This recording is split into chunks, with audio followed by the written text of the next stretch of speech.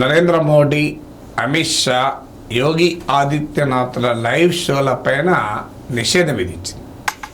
మనం ఊహించలేము. ఎందుకంటే జీ న్యూస్ కూడా గోధీ మీడియాలో భాగం అంటారు. అంటే మోడీ అనుకూలమైన మీడియాలో భాగం.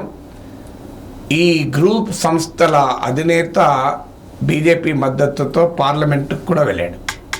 కానీ అలాంటి జీ గ్రూప్లో ఏకంగా భారత ప్రధానమంత్రి, దేశంలో నెంబర్ 2 పొలిటీషియన్ అమిత్ షాల లైవ్ షోస్ ఉండకూడదు అని ఆదేశాలు ఇచ్చారు. తాజాగా అభయ్ ఓజా జీ గ్రూప్ CEO కూడా ఆయన సర్వీసెస్ను కూడా ఇమ్మీడియట్ ఎఫెక్ట్తో టర్మినేట్ చేశారు. అయితే ఈ టర్మినేట్ చేయడానికి ఎలాంటి కారణాలు సంస్థ చెప్పలేదు. కానీ మీడియాలో వస్తున్న కథనాల ప్రకారం అయితే బిజినెస్ డైలీస్లో ఇది రిలేటెడ్ టు న్యూస్ రిపోర్టింగ్ అని. అందువల్ల జీ న్యూస్ అధినేత CEOను తొలగించడము, మోడీ, అమిత్ షా, యోగి ఆదిత్యనాథ్ లైవ్ షోస్ పైన నిషేధం విధించడము, ఇవి రెండు సంబంధం లేని పరిణామాలుగా మనం భావించలేము. అందులో భారతీయ జనతా పార్టీకి అనుకూల మీడియా గ్రూప్లో ఈ పరిణామాలు ఎందుకు జరుగుతున్నాయి? ఈ పరిణామాలు ఏ రాజకీయ సంకేతాన్ని ఇస్తున్నాయి? నేను ఈ గ్రూప్లో ఉన్న చాలా సీనియర్స్తో కూడా మాట్లాడాను. ఢిల్లీలో ఉన్న సీనియర్స్తో కూడా. వారు చెప్పేది ఏంటంటే దీన్ని వెనకాల కారణం ఏమై ఉంటుంది అంటే, మోడీ ప్రభుత్వము అదానీకి అనుకూలంగా ఉంది, అంబానీ మీడియాకు అనుకూలంగా ఉంది. మీడియాలో ఇప్పుడు దేశంలోని ఈ రెండు అతిపెద్ద పారిశ్రామిక సంస్థలు మీడియా సామ్రాజ్యాన్ని కూడా వెళ్తున్నాయి. Ambani network 18, news 18, IBN live, అలాగే ఫస్ట్ పోస్ట్ లాంటి వెబ్సైటు, ఇలా పెద్ద ఎత్తున మీడియా సామ్రాజ్యానికి అంబానీ అధినేత. ఇక ఇటీవల అదానీ NDTVని కొన్న విషయం మనకు తెలుసు. సో ఈ అదానీ ఇతర ఛానళ్లను కూడా హస్తగతం చేసుకునే ప్రయత్నంలో ఉన్నారు. సో జీ గ్రూప్ను కూడా అదానికి అమ్మివేయాలి అని ఒత్తిడి వస్తోంది అని వినికిడి. దీని వెనకాల రాజకీయ ఒత్తిడి కూడా ఉంది అని మనందరికీ తెలుసు. నవీన్ ముంబై ఎయిర్పోర్ట్ను అమ్మటానికి జీవీకి అంగీకరించకపోతే అదానికి అతని పైన కేంద్ర సంస్థలు, IT ఇవన్నీ మీద పడ్డాయి. సో ఈ ఉదాహరణ కూడా మనకు తెలుసు. అందువల్ల అదానికి అమ్మివేయాలని జీ గ్రూప్ పైన వస్తున్నటువంటి ఒత్తిడి, అంటే ఇద్దరు అస్మదీయులే అయినా ఒక అస్మదీయుని నుంచి మరో అస్మదీయునికి మీడియా యాజమాన్యం మారాలి అని రాజకీయ నాయకత్వం కోరుకుంటోంది అనేది ఒక వాదన.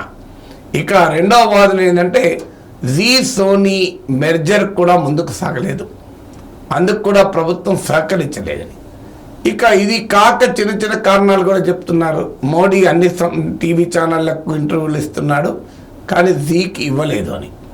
సో ఈ డిఫరెన్సెస్ ఉంటే ఉండవచ్చు, కాదని అనరు.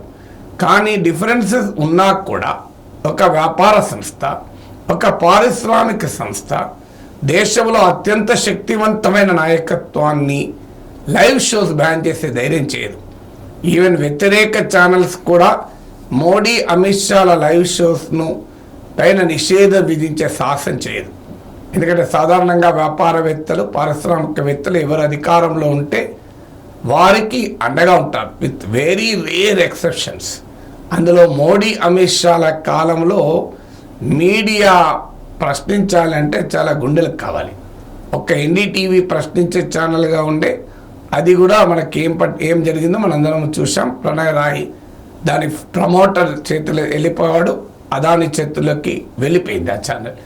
అందువల్ల అలాంటిది ఎందుకు మరి ధైర్యంగా జీ అధినేత ఏకంగా ప్రైమ్ మినిస్టర్ లైవ్ షోలని ఆపగలుగుతున్నాడు? సో లైవ్ షోలు ఆపిందన్నది నిజం ఇది. సో ఏంటి ధైర్యము అంటే, ఎక్కడో ఒక చోట రాజకీయంగా మోడీ పట్టు సడలుతోంది అనే అంచనాకు ఈ సదరు పారిశ్రామికవేత్త వచ్చి ఉండాలి. ఆయన అంచనా రేపు సరవుతుందా కాదా తర్వాత సంగతి. సో ఇది మ్యాటర్ ఆఫ్ గెస్. ఎందుకంటే బడ్జెట్ వచ్చినప్పుడు మీరు చూడండి, కట్టకట్టుకొని పారిశ్రామికవేత్తలు, వ్యాపారవేత్తలు, ఏ ప్రభుత్వమైనా ఉండని ఆ ప్రభుత్వ బడ్జెట్ మెచ్చుకుంటూనే ఉంటారు. అలాంటి ఒక ఇండస్ట్రియలిస్ట్, ఒక బిజినెస్ మ్యాన్, అందులో బీజేపీకి దగ్గరగా ఉన్న బిజినెస్ మ్యాన్ తిరుగుబాటు జెండా ఎగరేయడు, ఆ ధైర్యం చేయడు. దేశంలో మోడీ వేవ్ లేదు, 400 370 అనే ప్రశ్నే లేదు, అసలు 300 సీట్లు కూడా రావు, బీజేపీకి 250 లోపు పడిపోయిన ఆశ్చర్యపడాల్సింది లేదు అని వార్తలు వస్తున్న సమయంలో జీ గ్రూప్ ఈ ధైర్యానికి ఈ సాహసం చేసి ఉంటుందా? అందులో సుభాష్ చంద్ర ఈ సంస్థ ఓనరు హర్యానాకు చెందినవాడు. హర్యానాలో బీజేపీ తీవ్రమైన సవాళ్ళను ఎదుర్కొంటుంది. దేశంలో ఎక్కడ బీజేపీ సిట్టింగ్ ఎంపీలు కాంగ్రెస్లో చేరారు, హర్యానాలోనే చేరాడు. హర్యానాలో మొదటిసారిగా సిట్టింగ్ ఎంపీ చేరాడు.